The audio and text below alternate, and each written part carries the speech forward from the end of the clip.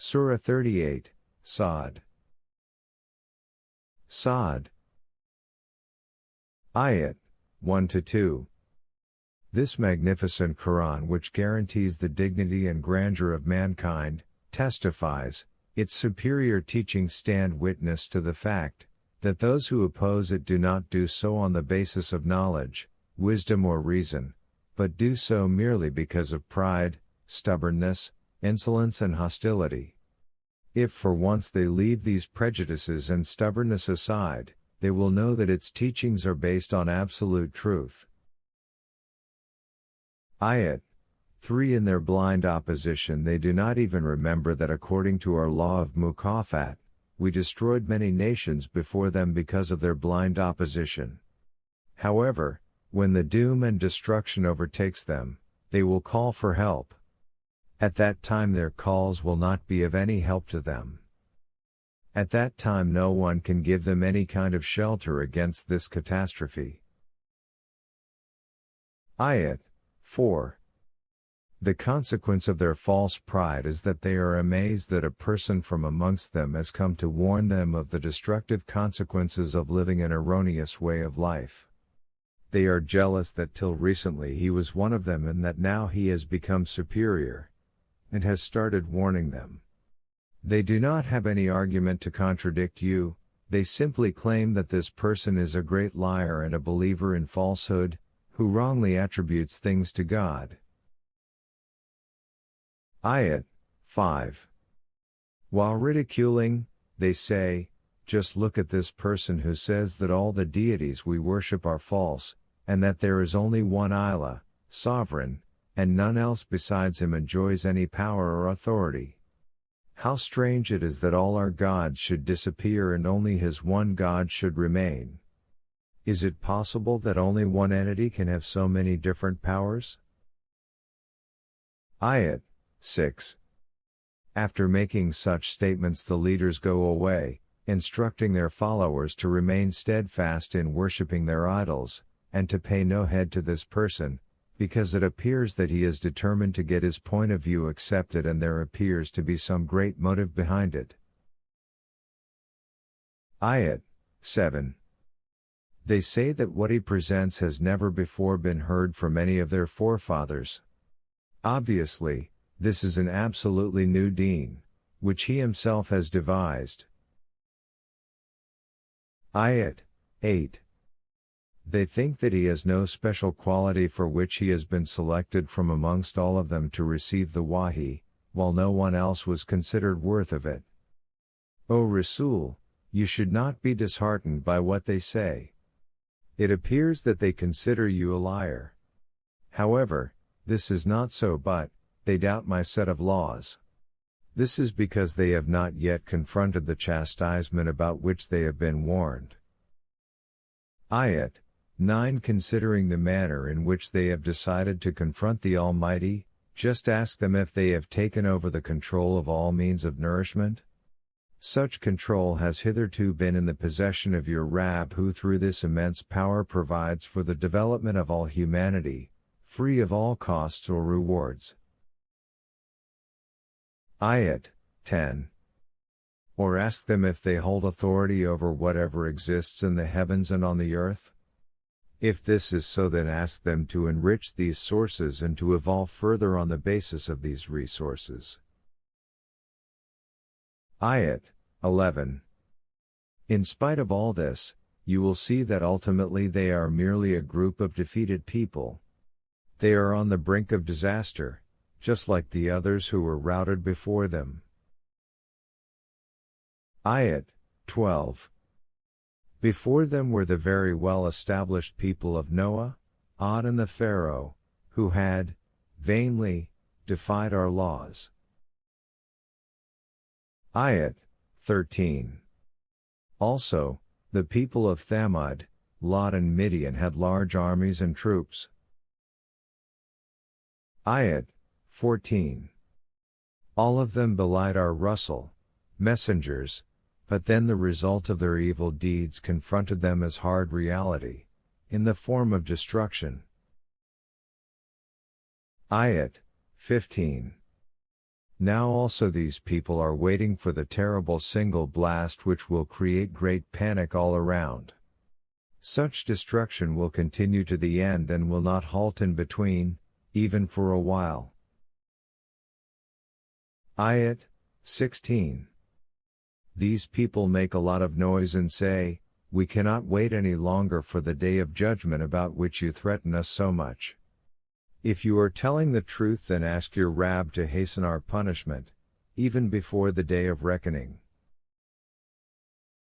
Ayat 17. O Rasul, do not worry about their heartbreaking taunts, but remain steadfast in your program. In this regard, keep in view the events in the lives of our previous Anbiya. For instance, remember the episode of our servant David. We had bestowed a lot of power on him. He was very swift in submission to our law and the enforcement of it. Ayat 18. Such was his strength that the rebellious mountain tribes became his subjects and were busy day and night in implementing his programs. Ayat 19. All the scattered Bedouins of the tribe of Tair gathered there and formed the mounted troops as part of his forces. They were all under his command and control.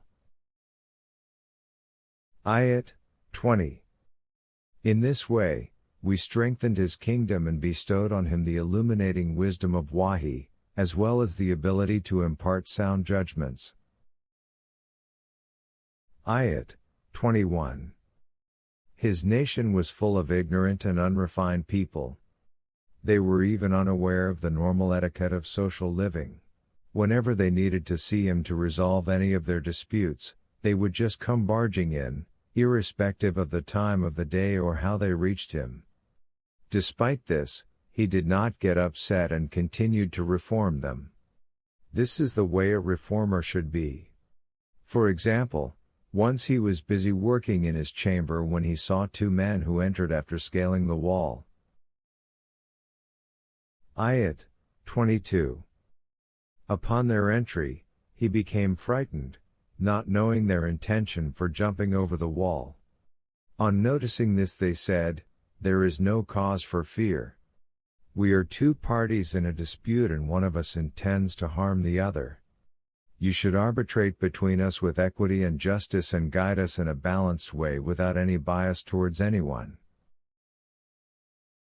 Ayat 23. Anyone else would have thrown these intruders out, but David knew that they had done this out of ignorance. Hence, he comforted them and asked them to explain their dispute. At this the plaintiff said, "This man is my brother. He has a flock of 99 ewes and is thus well-to-do. I have only one which is my sole source of income. Instead of giving up some ewes from his stock to help me, he is asking me to give my only ewe to him. Since he is rich and influential, he always prevails in arguments, and other people also agree with him. This is the attitude of my brother. Now tell me, is his attitude allowable or not?" Ayat 24. David said, "He has certainly wronged you by demanding your single ewe to be added to his flock of 99, to make it 100. In fact, most people, who have shared living or a common business, adopt this attitude and wrong the other. The only people who do not do this are those who believe in divine laws and work to improve the society. However, such people are very few." When David thought over this episode deeply, he came to the conclusion that this was not just a simple odd incident pertaining to those ewes, but that it was just one example of an extremely unjust economic system, in which the large capital attracts the smaller capital. The outcome is that the rich become richer and the poor become poorer, and the gap between these two groups widens.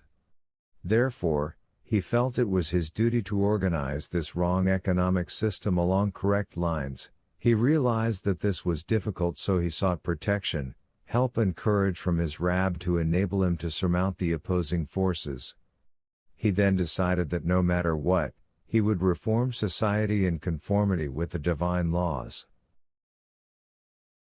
Ayat 25. And we did provide him with all the necessary means of protection. He always remained close to our laws in every matter, and therefore all his affairs brought positive and pleasant results. Ayat 26. Thus we told him to carry on with the mission of reforming the society without any fear, and we have granted you control over the kingdom, so that you can decide on people's affairs with complete justice and equity in accordance with the divine laws, without following, or caring for, anyone's personal desires. If you were to do that, these people would lead you astray from the right path. Just remember that people go astray because they forget or ignore the day of accountability, which shall come as per our law of mukafat. The result is total destruction. Ayat 27. The logical consequence of denying the law of mukafat is to believe that we have created the heavens and the earth and all that is between them, without any purpose. However, the whole universe has been created for the law of mukafat. This is the surmise of only those who deny the truth of our laws, and the result of such an ideology is nothing but destruction. Ayat 28. Do these people believe that we would equate those who create chaos and disorder in this world with those who have faith in our laws and do righteous deeds to remove inequalities from society? Do they believe that those who guard our laws and remain integrated would be treated like those who seek disintegration? Ayat 29. This can never happen. This is simply against our laws for the universe. This very law has been mentioned in this book that has been revealed to you. This book is full of blessings and brings happiness and prosperity in abundance. However, the only people who can benefit from it are those who reflect on its laws, using their intellect and wisdom, and thus understand the subject matter fully. Ayat 30. We had also granted David a son, Solomon. Solomon was also extremely obedient. In each and every matter he sought guidance from our laws, and he was prompt in all positive work. Ayat 31. He also had a large number of the finest breed of very swift horses. He used to inspect them in the afternoon. Ayat 32. Once while he was inspecting the horses, he asked his companions if they knew the reason why he loved the horses so much. It was simply because they were a source of great strength in jihad and were engaged in the defense of the divine order.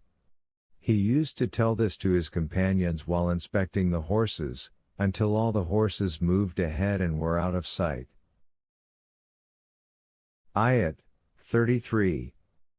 However, the discussion about jihad and the fact that the horses were the protectors of the divine constitution moved his heart so much that he ordered, "Bring them back to me." And when they came, he started stroking their legs and necks, and wiping off the dust from them. Although this was usually done by the trainers, this is how Solomon displayed his love for jihad in Allah's way. Ayat 34. While Solomon possessed such great qualities, he was immensely concerned about his son who was likely to be his successor. His son was just like a lifeless body, and did not possess any qualities which are essential to administer the kingdom. However, instead of becoming disheartened, Solomon turned towards divine guidance more enthusiastically, so that he could further strengthen the divine system in his kingdom. Ayat 35. He prayed, "O my Rabb, save me from all kinds of dangers and grant me a state that no one can take over after me, so that I can implement and extend your laws to a wider extent. Surely only you have the power to grant bounties like this." Ayat 36. And we had also bestowed upon him the knowledge of the winds and how to use them with the help of sails. Because of this he was able to raise a fleet which the winds took wherever he wanted to go. Ayat 37. He commanded the most powerful rebellious tribal people. Some of them were builders while others were divers. Ayat 38. There were also many other rebellious tribes who were under his command. He obtained appropriate work from them. Ayat 39. We had told Solomon, the power and authority which we have bestowed on you is an unlimited bounty from us. Due to this you have subjugated the barbaric tribes. But this does not mean that you have to keep them chained in slavery. Instead, give them proper training and education and set free without any compensation those who achieve a civilized standard. However, hold back those who need further education. In this way the barbaric tribes will gradually turn into peaceful people and become useful for the society, which in turn will remain safe from the evil doings of those who do not reform. Ayat 40. Solomon kept himself very close to our laws and referred to them in every matter. This was the reason that every action of his produced beautiful and pleasant results. Ayat 41. Also consider the story of our servant Job, Ayub. During a journey he got into a difficult situation. His companions became separated from him and he ran short of water. The journey left him exhausted and thirsty. On top of that he was bitten by a snake. He was thus surrounded by all kinds of miseries, but he stood firm to face all calamities. Ayat 42. We guided him to a place that had a spring of refreshing water. On reaching there, he refreshed himself by drinking cold water. He also washed himself and soaked his bitten foot in the water. This relieved the pain. Ayat 43. Thereafter his companions also joined him. An equal number from another group also joined them in Iman. All this was a gesture of our Rama and Rububiyya. A lot can be learnt from this story by those who reflect on it using their intellect and wisdom. Ayat 44. People advised him to treat the snakebite through superstitious ways which were prevalent at that time. However, as these ways amounted to a form of shirk, he did not incline towards the superstitious ways but rather treated it using herbs. Thus, he was cured. He faced this painful situation with patience and fortitude. He never violated our laws and took guidance from them at every step. Thus he eliminated the superstitions which were practiced by those people. Ayat 45. Similarly, there were our servants Abraham, Isaac, and Jacob. Keep their life stories before you.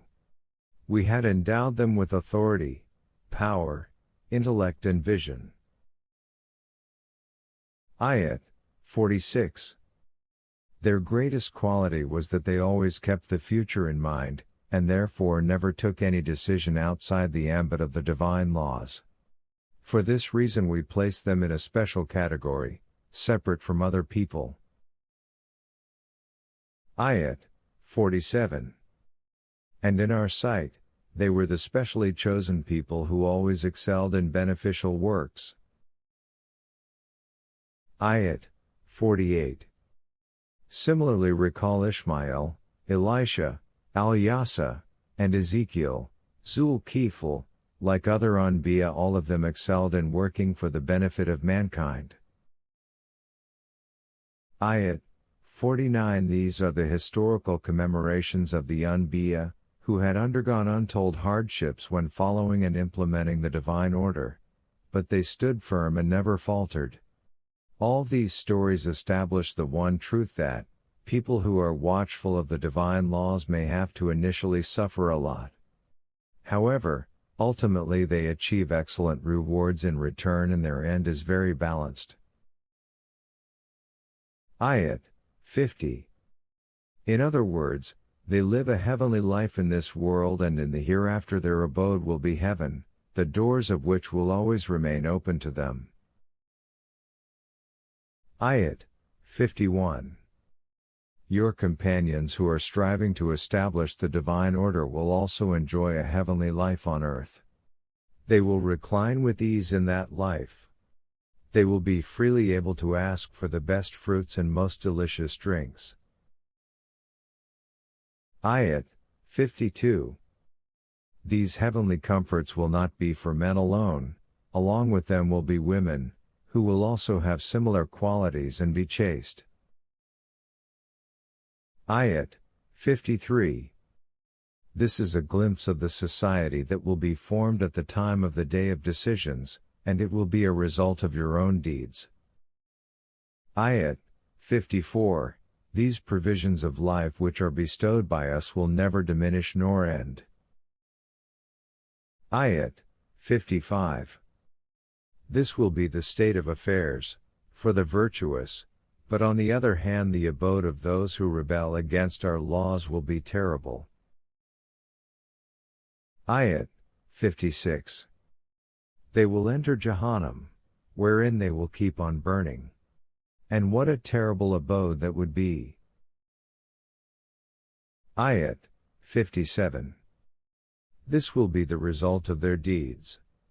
They will have provisions, but instead of providing nourishment, it will increase their restlessness, and it will not support their development. For instance, the water would be either boiling hot or freezing cold, both of which will destroy the crops. Ayat 58.